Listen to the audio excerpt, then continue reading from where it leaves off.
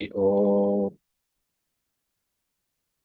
जन्माद्यस्य यतोऽन्वयादितरतश्चार्थेष्वभिघ्नस्वराट् तेने ब्रह्महृदाय आदिकवये मुह्यन्ति यं सूरयः तेजो वारिमृदां यथा विनिमयो यत्र त्रिसर्गो मृषा धाम्ना स्वेन सदा निरस्तकुहकं सत्यं परं धीमहि तपस्वाध्यायशुश्रूषा कृष्णपूजारतं मुनिं विश्वेशमिष्टदं वन्दे परिव्राट् चक्रवर्तिनम्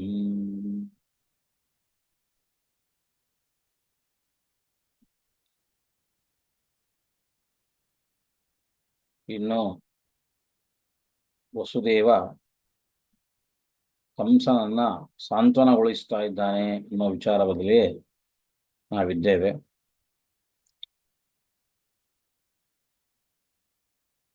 ಪ್ರತಿಯೊಬ್ಬ ಮನುಷ್ಯನಿಗೆ ಅಕಾಲಿಕವಾದ ಮೃತ್ಯು ಸಂಭವಿಸುವಂತಹ ಸಾಧ್ಯತೆ ಇರುತ್ತೆ. ಆ ಸಂದರ್ಭದಲ್ಲಿ ಬುದ್ಧಿವಂತನಾದವನು ತನ್ನ ಬುದ್ಧಿಶಕ್ತಿಯನ್ನು ಬಳಸಿ ಎಷ್ಟೆಲ್ಲ ಸಾಧ್ಯವೋ ಅಷ್ಟು ರೀತಿಯಲ್ಲಿ ಪ್ರಯತ್ನವನ್ನು ಪಟ್ಟು ಆ ಮರಣದಿಂದ, ಅಕಾಲ ಮರಣದಿಂದ ಪಾರಾಗಲಿಕ್ಕೆ ತಾನು ಪ್ರಯತ್ನವನ್ನು ಪಡಬೇಕು. ಪ್ರಯತ್ನ ಅಂತೂ ಪಡಬೇಕು, ಇದು ನಮ್ಮ ಕರ್ತವ್ಯ. ಇದು ಮೀರಿ ಇನ್ನೇನಾದರೂ ಮರಣ ಸಂಭವಿಸ್ತು ಅಂತಂದರೆ ಅದರಲ್ಲಿ ಆ ಮನುಷ್ಯನ ತಪ್ಪು, ಅವನ ಅಪರಾಧ ಅಂತ ಏನೂ ಇರಲ್ಲ. ಇದನ್ನೇ ಆಚಾರ್ಯರು ಕೂಡ ಹೇಳಿದ್ದಾರೆ. ಪ್ರಯತ್ನಮೇಕಮಗ್ರತೋ ವಿಧಾಯ ಭೂತಿ ಮಾಪ್ನುಮಃ ಅಂತ ಮಹಾಭಾರತ ತಾತ್ಪರ್ಯದಲ್ಲಿ ಹೇಳಿದ್ದಾರೆ. ಪ್ರಯತ್ನ ಒಂದನ್ನು ಜೋರಾಗಿ ಮಾಡಬೇಕು. ಭಗವದ್ ಅನುಗ್ರಹ ಇದ್ರೆ ಖಂಡಿತ ಅದಕ್ಕೆ ಒಳ್ಳೆಯ ಫಲ ಅನ್ನುವಂಥದ್ದು ಬರುತ್ತೆ. ಕೆಲವೊಂದು ಸಂದರ್ಭದಲ್ಲಿ ನಮ್ಮ ಕೈ ಮೀರಿಯೂ ಕೂಡ ಅದು ಹೋಗಬಹುದು. ಇಷ್ಟು ಪ್ರಯತ್ನ ಪಟ್ಟಿದ್ರಿಂದಾಗಿ ನಮ್ದೇನು ತಪ್ಪಿಲ್ಲ. ಅಥವಾ ಒಬ್ಬ ಸುಭಾಷಿತಕಾರ ಹೇಳುವಂತೆ ಯತ್ನೇ ಕೃತೆ ಯದಿ ನಸಿದ್ಧ್ಯತಿ ಕೋತ್ರ ದೋಷಃ ಅಂತ. ನಮ್ಮ ಪ್ರಯತ್ನ ನಾವು ಮಾಡಿದಾಗ ಯದಿ ನಸಿದ್ಧ್ಯತಿ, ಅದರಲ್ಲಿ ಒಂದು ವೇಳೆ ಸಿದ್ಧಿ ಪಡೀಲಿಕ್ಕಾಗಲಿಲ್ಲ, ಸಕ್ಸಸ್ ಕಾಣಲಿಕ್ಕಾಗಲಿಲ್ಲ ಅಂತಂದರೆ ನಮ್ದೇನು ದೋಷ ಇಲ್ಲ. ಹೀಗಾಗಿ ಇದು ಅಕಾಲ ಮರಣಕ್ಕೆ ಸಂಬಂಧಪಟ್ಟಂತಹ ಮಾತು. ಅದನ್ನು ನಾವು ಪರಿಹಾರವನ್ನು ಮಾಡಿಕೊಳ್ಳಲೇಬೇಕು ಅಂತ. ಇನ್ನು ಶಾಶ್ವತವಾಗಿ ಒಂದು ಕೆಲವು ಸಂದರ್ಭದಲ್ಲಿ ಮನುಷ್ಯನಿಗೆ ಮರಣ ಬರುತ್ತೆ. ಮರಣ ಅನ್ನುವಂಥದ್ದು ಯಾರಿಗೂ ಕೂಡ ತಪ್ಪಿದ್ದಲ್ಲ. ಅವಾಗ ನಾವೇನು ಮಾಡಬೇಕು ಅಂತಂದರೆ,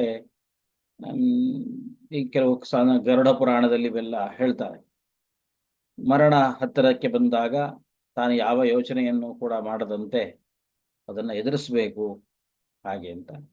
ಇದು ವಯಸ್ಸಹಜವಾಗಿ ಬರಬಹುದಾದಂತಹ ಮರಣ.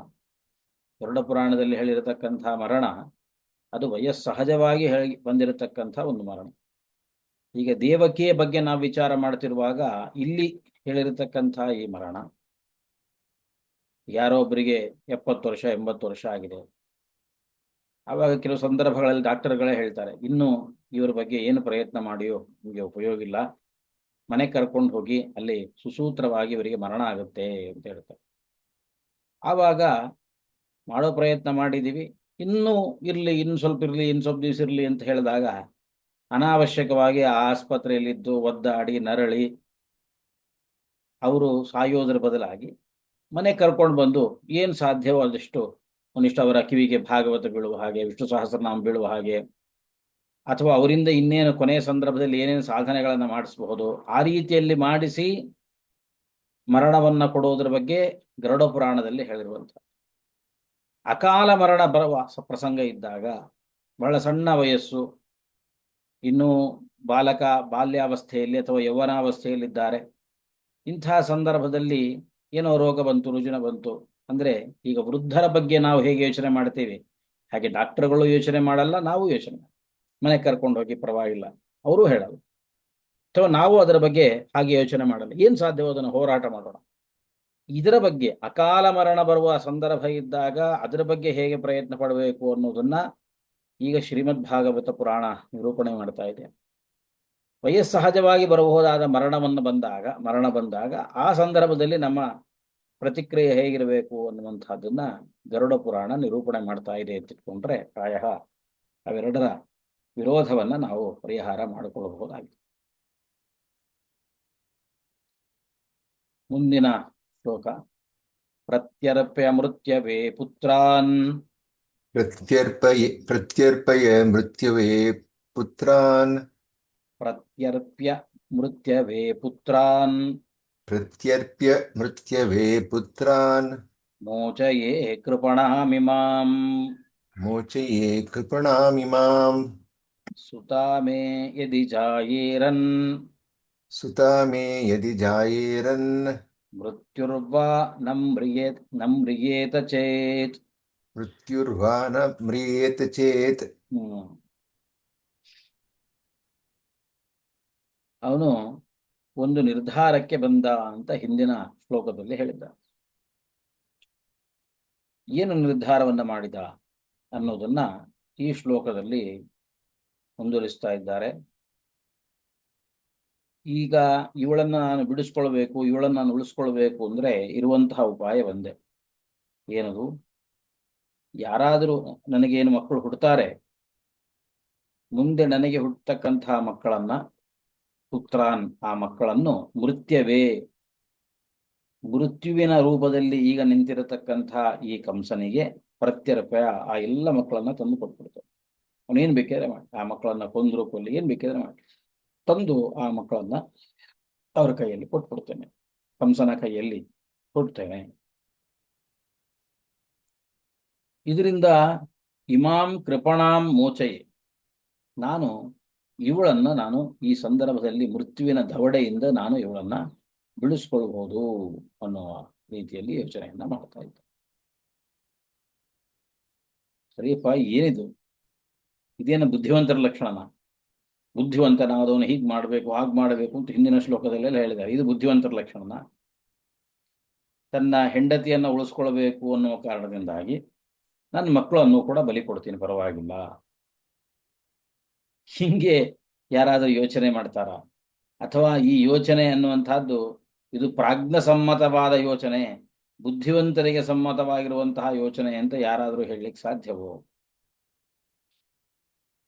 ಅಂತ ಹೇಳಿದ್ರೆ ಅದಕ್ಕೆ ಮಕ್ಕಳನ್ನು ಕೊಡೋದರಲ್ಲಿ ತಾತ್ಪರ್ಯ ಅಲ್ಲ. ಒಂದಿಷ್ಟು ದಿವಸ ಸಮಯವನ್ನ ದೂಡ್ಲಿಕ್ಕೆ ಅನುಕೂಲವಾಗುತ್ತೆ ಅನ್ನುವ ತನ್ನ ಮನಸ್ಸಿನಲ್ಲಿ, ಇದರ ಹಿನ್ನೆಲೆಯಲ್ಲಿ ಮತ್ತೊಂದು ಯೋಚನೆ, ಈ ಮಕ್ಕಳನ್ನು ಕೊಟ್ಟು ಬಿಡುತ್ತೇನೆ ಅಂತ ಮನಸ್ಸಲ್ಲಿ ಯೋಚನೆ, ಅವನಿಗೆ ಮಕ್ಕಳನ್ನ ಕೊಟ್ಟು ಹೆಂಡತಿಯನ್ನು ಬಿಡಿಸ್ಕೊಳ್ತೇನೆ ಅನ್ನುವ ಯೋಚನೆ ಹಿಂದೆ ಇನ್ನೊಂದು ಯೋಚನೆ ಏನಿದೆ ಅಂತಂದ್ರೆ, ಸುತಾಮೆ ಯದಿ ಜಾಯೇರನ್. ಇನ್ನೇದೇನು ಅಂತಂದ್ರೆ, ಆಯ್ತು, ಒಬ್ಬ ಮನುಷ್ಯ ಮದುವೆ ಆಗ್ತಾನೆ ಅಂದ್ಕೊಳ್ಳೆ ಮಕ್ಕಳು ಹುಟ್ಟಬೇಕು ಅಂತೇನಿಲ್ವಲ್ಲ, ಕೂಡ್ಲೆ ಮಕ್ಕಳು ಹುಟ್ಟಬೇಕು ಅಂತೇನು. ಮಕ್ಕಳು ಹುಟ್ಟುವ ಫಸ್ಟ್ ಮೊದಲನೇ ವಿಷಯ ಏನು ಅಂದ್ರೆ ಮಕ್ಕಳು ಹುಟ್ಟಬೇಕು ಅಂತೇನೂ ಇಲ್ಲ. ಹುಟ್ಟಿದ್ರು ಈ ಕೂಡ್ಲೇನೆ ಮಕ್ಕಳು ಹಾಗೆ ಆಗುತ್ತೆ ಎಲ್ರಿಗೂ ಕೂಡ ಅಂತ ಏನೂ ಕೂಡ ಇಲ್ಲ. ಎಷ್ಟೋ ವರ್ಷಗಳ ಗಟ್ಲೆ ಏನೇನೋ ತಪಸ್ಸು ವ್ರತ ಎಲ್ಲ ಮಾಡಿದ್ಮೇಲೆ ಮಕ್ಕಳಾಗೋದು ಅಂತಿದೆ. ಸುತಾಮೇ ಯದಿ ಜಾಯೇರನ್ ಅಂದ್ರೆ ಮೊದಲು ನನ್ನ ಮಕ್ಕಳು ಹುಟ್ಟಬೇಕಲ್ವಾ, ಹುಟ್ಟೋತನ ಅಂತೂ ಟೈಮ್ ಇದೆಯಲ್ವಾ, ಅಲ್ಲಿ ತನಕ ಇವಳನ್ನು ಉಳಿಸ್ಕೊಳ್ಬಹುದಲ್ಲ ಅಂತ ಒಂದು.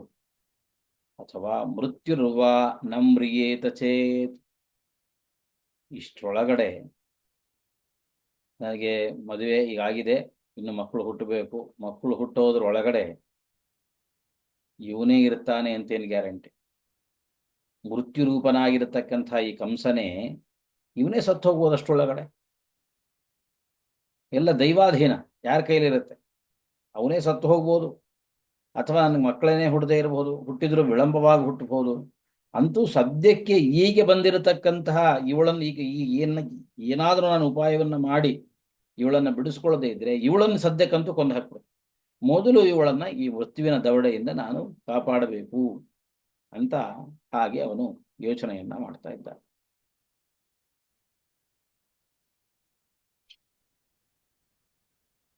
ವಿಪರ್ಯಯೋ ವಾ ಕಿಂ ನ ಸ್ಯಾತ್ ವಿಪರ್ಯಯೋ ವಾ ಕಿಂ ನ ಸ್ಯಾತ್ ಗತಿರ್ಧಾತುರ್ದುರತ್ಯಯ ಗತಿರ್ಧಾತುರ್ದುರತ್ಯಯ ಉಪಸ್ಥಿತೋ ನಿವರ್ತೇತ ಉಪಸ್ಥಿತೋ ನಿವರ್ತೇತ ನಿವೃತ್ತಃ ಪುನರಾಪತೇತ್.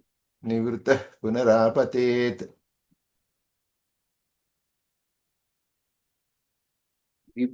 ಅಥವಾ ಇನ್ನೂ ಒಂದು ಯೋಚನೆ ಮಾಡ್ತಾನೆ, ವಿಪರ್ಯಯೋ ವಾ ಕಿಂ ನ ಸ್ಯಾತ್. ಈಗೇನ್ ನಾವು ಹೆದರ್ತಾ ಇದ್ದೇವೆ, ಮಕ್ಕಳನ್ನು ಕೊಟ್ಬಿಟ್ರೆ ಅವನ್ ತಂದು ಕಂಸ ಆ ಮಕ್ಕಳನ್ನು ಕೊಂದು ಬಿಡ್ತಾನೆ, ಮಕ್ಕಳನ್ನ ಬಲಿ ಕೊಟ್ಟು ಹೆಂಡತಿಯನ್ನು ಉಳಿಸ್ಕೊಳ್ಳಿಕ್ಕೆ ಹೊರಟಿದೆಯಲ್ಲಪ್ಪ, ಏನ್ ಮಹಾ ಬುದ್ಧಿವಂತ. ಅವನು ಹೀಗೂ ಯೋಚನೆ ಮಾಡ್ತಾ ಇದ್ದಾನೆ, ವಿಪರ್ಯಯೋ ವಾ ಕಿಂ ನ ಸ್ಯಾತ್ ಅಂತ.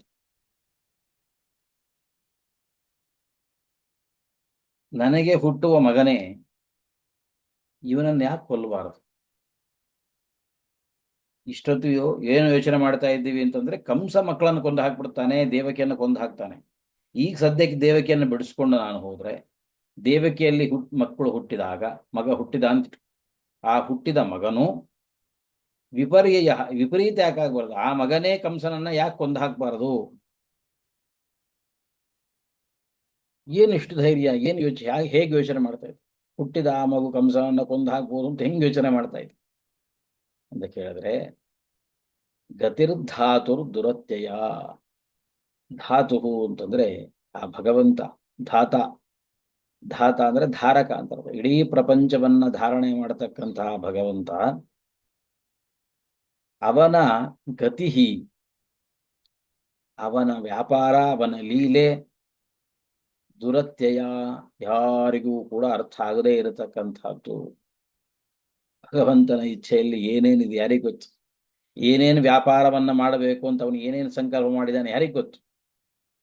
ಅದರಿಂದ ಭಗವಂತನ ಸಂಕಲ್ಪದಂತೆ ಕೆಲವು ಸಲ ವಿಪರೀತ ಆದ್ರೂ ಆಗಬಹುದು. ವಿಪರ್ಯಯೋವ ಕಿಂ ನ ಸ್ಯಾತ್. ಸರಿ, ಅದರಿಂದ ಏನು ಅಂದ್ರೆ, ಉಪಸ್ಥಿತೋ ನಿವರ್ತೇತ.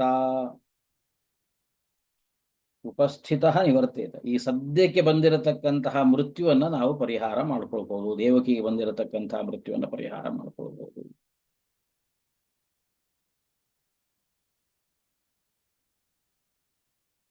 ಮರಣದ ಬಗ್ಗೆ ಹೀಗೆ ಹಾಗೆ ಅಂತ ಏನು ಹೇಳಲಿಕ್ಕೆ ಸಾಧ್ಯ ಇಲ್ಲ. ಈಗ ಬಂದಿರತಕ್ಕಂತಹ ಮೃತ್ಯು ಪರಿಹಾರ ಆಗ್ಬೋದು. ನಿವೃತ್ತ ಪುನರಾಪತೆ, ನಾನೇನೋ ಮಹಾ ಬುದ್ಧಿವಂತಿಕೆ ಮಾಡಿ ಇಷ್ಟೆಲ್ಲ ಇವಳನ್ನು ಬಿಡಿಸ್ಕೊಂಡು ಹೋದರೂ ಕೂಡ ಮತ್ತೆ ಮರಣ ಬರಬಾರ್ದು ಅಂತೇನೂ ಇಲ್ಲ. ಯಾವುದೋ ಒಂದು ರೀತಿಯಲ್ಲಿ ಮರಣವೂ ಬರಬಹುದು ಅಷ್ಟೇ. ಆದ್ರಿಂದ ನಮ್ಮ ಕೈಯಲ್ಲಿರುವಂತಹ ಪ್ರಯತ್ನ ನಾವು ಮಾಡಬೇಕು.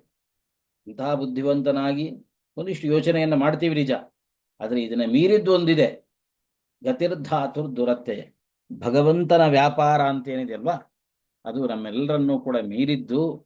ಹೇಗೆ ಅಂದರೆ, ಉಪಸ್ಥಿತ ನಿವರ್ತೇತ, ಈಗ ಸದ್ಯಕ್ಕೆ ಬಂದಿರತಕ್ಕಂತಹ ಮೃತ್ಯು ಪರಿಹಾರವೂ ಆಗಬಹುದು, ಅಥವಾ ನಿವೃತ್ತ ಪುನರಾಪತೆ, ಈಗ ಪರಿಹಾರ ಆಯ್ತಪ್ಪ ಮೃತ್ಯು ಹೇಗೋ ಪರವಾಗಿಲ್ಲ ಅಂತ ಅನ್ಕೊಳ್ಳೋದ್ರೊಳಗಡೆ ಪುನಃ ಆಪತೆ ಮತ್ತೆ ಬರ್ಬೋದು. ಹೇಳಲಿಕ್ಕೆ ಎಷ್ಟೋ ಜನ ಏನೋ ಹಾರ್ಟ್ ಅಟ್ಯಾಕ್ ಬಂತು ಹಾಗೆ ಹೀಗೆ ಅಂತ ಹಾಸ್ಪಿಟ್ಲ್ ಕರ್ಕೊಂಡು ಹೋಗಿರ್ತಾರೆ. ಹಾಸ್ಪಿಟ್ಲ್ ಕರ್ಕೊಂಡು ಹೋಗಿ ಎಲ್ಲ ಸರಿ ಹೋಗಿದೆ, ಇನ್ನೇನು ತೊಂದರೆ ಇಲ್ಲ, ನೀವು ಮನೆಗೆ ಕರ್ಕೊಂಡು ಹೋಗಿ ಅಂದ್ರೆ ಮತ್ತೊಂದ್ಸಲ ಅಟ್ಯಾಕ್ ಆಗುತ್ತೆ. ಆವಾಗ ಹೋಗೇ ಬಿಟ್ರು ಅನ್ನೋ ಮಾತು ಬರುತ್ತೆ. ಅದರಿಂದ ಮೃತ್ಯುವಿನ ಬಗ್ಗೆ ಏನು ಹೇಳಲಿಕ್ಕೆ ಸಾಧ್ಯ ಇಲ್ಲ, ಭಗವಂತನ ಸಂಕಲ್ಪ ಆಗಿರುತ್ತೆ. ಈಗ ಸದ್ಯಕ್ಕೆ ಬಂದಿರತಕ್ಕಂತಹ ಮೃತ್ಯು ಪರಿಹಾರವೂ ಆಗಬಹುದು. ಮಾರ್ಕಂಡೇಯರಿಗೆ ಬಂದಂತೆ, ಮಾರ್ಕಂಡೇಯರಿಗೆ ಸಣ್ಣ ವಯಸ್ಸಲ್ಲಿಯೇನೆ ಮೃತ್ಯು ಇದೆ ಅಂತ ತಿಳಿದು ಮೃಕಂಡ ಋಷಿ ಅವನಿಗೆ ಹೇಳ್ತಾರೆ,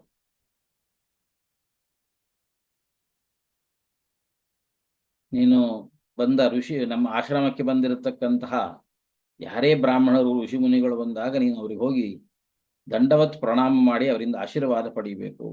ಸರಿ, ಸೀದಾ ಹೋಗಿ ದಂಡವತ್ ಪ್ರಣಾಮ ಮಾಡಿ ಆಶೀರ್ವಾದವನ್ನು ಪಡೆದುಕೊಳ್ತಾನೆ. ಬಂದ ಎಲ್ಲ ಋಷಿ ಮುನಿಗಳು ಹೇಳ್ತಾರೆ, ದೀರ್ಘಾಯುಷ್ಯಾಭಿವೃದ್ಧಿರಸ್ತು, ಶತಾಯುಷ್ಯಾಭಿವೃದ್ಧಿರಸ್ತು, ಚಿರಂಜೀವಿ ಭವ. ಅವರ ಮಾತುಗಳಿಗೆಲ್ಲ ಭಗವಂತ ತಥಾಸ್ತು ಅಂತ ಹೇಳಿ ಅವನಿಗೆ ಬಂದಿರತಕ್ಕಂಥ ಮೃತ್ಯು ಪರಿಹಾರವೂ ಆಯಿತು.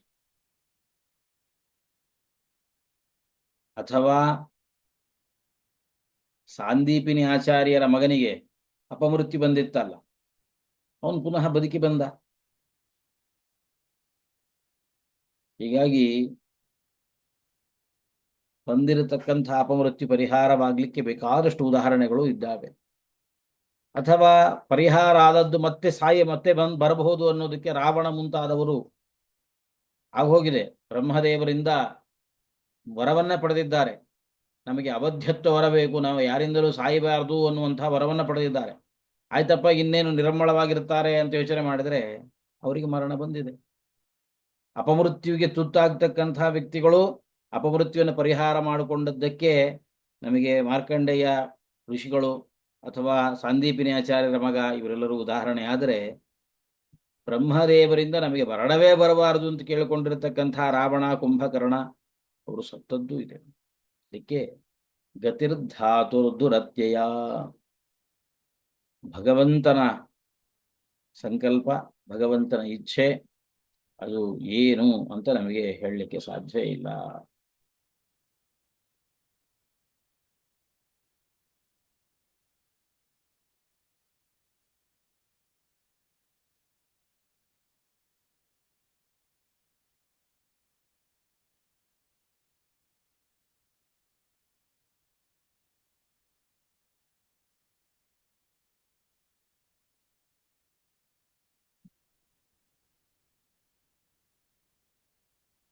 ಇದಕ್ಕೆ ಇನ್ನೊಂದು ಉದಾಹರಣೆಯನ್ನು ಕೊಟ್ಟು ಸಮರ್ಥನೆಯನ್ನು ಮಾಡ್ತಿದ್ದಾರೆ. ಅಗ್ನೇರ್ಯಥಾ ದಾರು ವಿಯೋಗ ಅಗ್ನೇರ್ಯಥಾ ದಾರು ವಿಯೋಗ ಯೋಗಯೋ ಅಗ್ನೇರ್ಯಥಾ ದಾರು ವಿಯೋಗ ಯೋಗಯೋಃ ಅದೃಷ್ಟತೋನ್ಯನ್ನ ನಿಮಿತ್ತಮಸ್ತಿ ಅದೃಷ್ಟತೋ ಅನ್ಯನ್ನಿಮಿತ್ತಮಸ್ತಿ ಏವಂ ಹಿ ಜಂತೋರಪಿ ದುರ್ವಿಭಾವ್ಯಃ ಏವಂ ಹಿ ಜಂತೋರಪಿ ದುರ್ವಿಭಾವ್ಯಃ ಶರೀರ ಸಂಯೋಗ ವಿಯೋಗ ಹೇತು. ಶರೀರ ಸಂಯೋಗ ವಿಯೋಗ ಹೇತುಃ.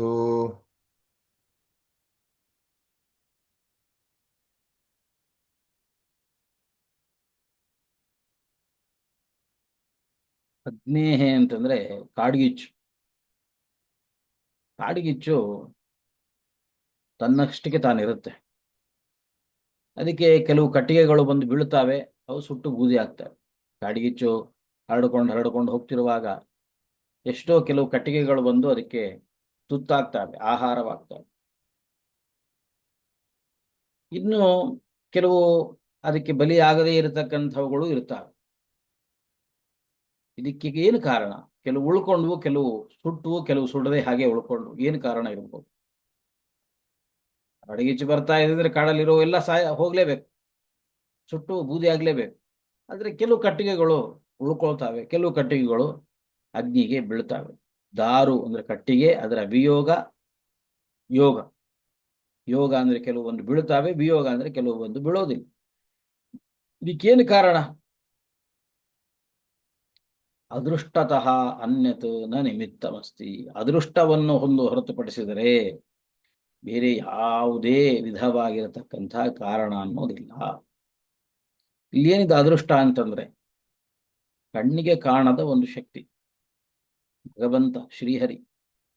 ಅವನನ್ನು ಬಿಟ್ಟರೆ ನೀವು ಮತ್ಯಾವುದೇ ಉಪಾಯವನ್ನು ಕೂಡ ಇಲ್ಲಿ ಮಾಡಲಿಕ್ಕೆ ಸಾಧ್ಯ ಇಲ್ಲ.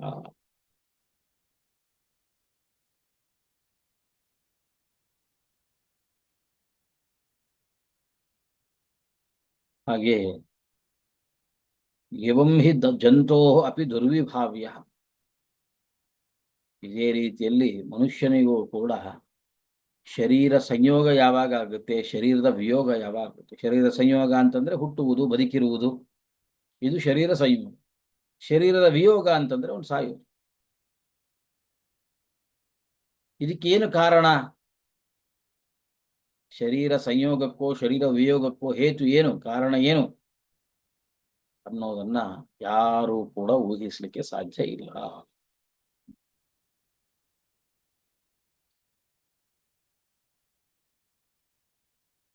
ಇದಕ್ಕೆ ಶ್ರೀಮದ್ ಆಚಾರ್ಯರು ವಾಮನ ಪುರಾಣದ ಒಂದು ಮಾತನ್ನ ಸಮ್ಮತಿಯಾಗಿ ಕೊಡ್ತಾ ಇದ್ದಾರೆ.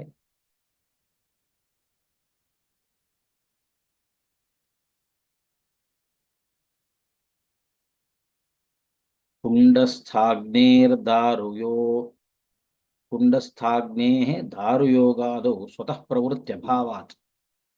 ಕುಂಡದಲ್ಲಿರತಕ್ಕಂತಹ ಅಗ್ನಿಗೆ ಕಟ್ಟಿಗೆಯನ್ನ ತಂದು ಹಾಕೊಳ್ಳಿಕ್ಕೆ ಅದಕ್ಕೆ ಸಾಮರ್ಥ್ಯ ಇದೆಯೋ? ಇಲ್ಲ. ಯಾವುದೋ ಒಂದು ಕಟ್ಟಿಗೆ ಬಂದು ತಾನಾಗೆ ಬೀಳುತ್ತೆ, ಯಾರೋ ಒಬ್ರು ಬಂದು ಇಡುತ್ತಾರೆ, ಏನೋ ಒಂದು ಆಗುತ್ತೆ ಅಷ್ಟೆ. ಅಥವಾ ತಾನಾಗೆ ಕಟ್ಟಿಗೆ ಬಂದು ಮರದಿಂದ ಬೀಳಬಹುದು, ಅಥವಾ ಯಾರಾದರೂ ಕಟ್ಟಿಗೆ ತಂದು ಹಾಕ್ಬೋದು. ಹಾಗಾದ್ರೆ ಆ ದಾರು ಬಂದು ಬೀಳ್ಲಿಕ್ಕೆ ಏನು ಕಾರಣ ಅಂತಂದ್ರೆ ಭಗವಂತನ ಇಚ್ಛೆ ಅನ್ನೋದು ಬಿಟ್ಟರೆ ಮತ್ಯಾವುದು ಕೂಡ ಅಲ್ಲಿ ಕಾರಣ ಅಲ್ಲ.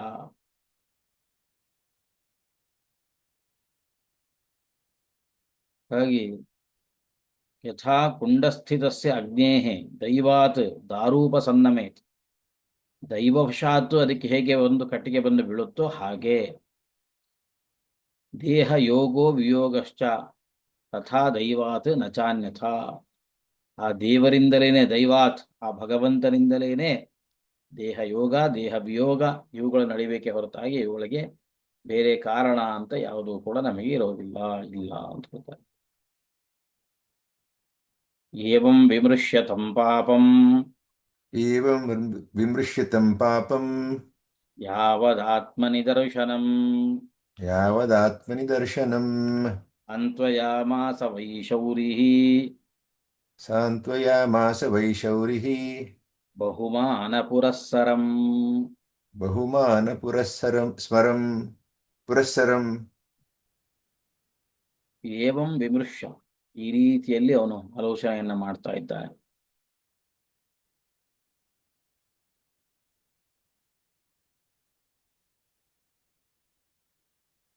ಆಲೋಚನೆಯನ್ನು ಮಾಡಿ ಯಾವತ್ ಆತ್ಮನಿ ದರ್ಶನಂ, ತನ್ನ ಜ್ಞಾನ, ದರ್ಶನ ಅಂದ್ರೆ ಜ್ಞಾನ, ತನ್ನ ಶಾಸ್ತ್ರಜ್ಞಾನ ಅಥವಾ ತನ್ನ ಜ್ಞಾನ, ಲೌಕಿಕ ಜ್ಞಾನ ಏನೇನಿದೆಯೋ ಅದನ್ನೆಲ್ಲವನ್ನೂ ಕೂಡ ಬಳಸಿ ತಂ ಪಾಪಂ ಶೌರಿಹಿ ಸಾಂತ್ವಯಾಮಾಸ, ಶೂರಸೇನನ ಮಗನಾಗಿರತಕ್ಕಂತಹ ತಂ ವಸುದೇವನು ಆ ಪಾಪಿಯಾಗಿರತಕ್ಕಂತಹ ಕಂಸನನ್ನ ಸಾಂತ್ವಯಾಮಾಸ, ಸಮಾಧಾನ ಪಡಿಸ್ತಾ ಇದ್ದಾನೆ. ಅದು ಬಹುಮಾನ ಪುರಸ್ಸರಂ ಅಂತಾರೆ. ಅನೇಕ ಮಾನ ಅಂತಂದ್ರೆ ತುಂಬಾ ಗೌರವಯುತವಾಗಿ ಅಂತ ಅರ್ಥ. ತುಂಬಾ ಗೌರವಯುತವಾಗಿ ಅವನನ್ನ ಸಾಂತ್ವನಗೊಳಿಸಿದ. ಮಾತಾಡುವಾಗ ರಭಸದಲ್ಲಿ ತನ್ನ ಹೆಂಡತಿಯನ್ನ ಕೊಲ್ಲಿಕ್ಕೆ ಹೊರಟಿದ್ದಾನೆ ಅಂತ ಏನೇನೋ ಅಪಶಬ್ದಗಳನ್ನ ಮಾಡಿ ಆಡಿ ಅವನಿಗೆ ಸಿಟ್ಟು ಬರೆಸೋದು, ಈ ಥರದ್ದು ಮಾಡಿಲ್ಲ. ಅವನಿಗೆ ಗೌರವವನ್ನು ಕೊಟ್ಟು ಒಳ್ಳೊಳ್ಳೆ ಮಾತುಗಳನ್ನು ಆಡ್ತಾ ಅವನನ್ನು ಸಾಂತ್ವನಗೊಳಿಸಿದ.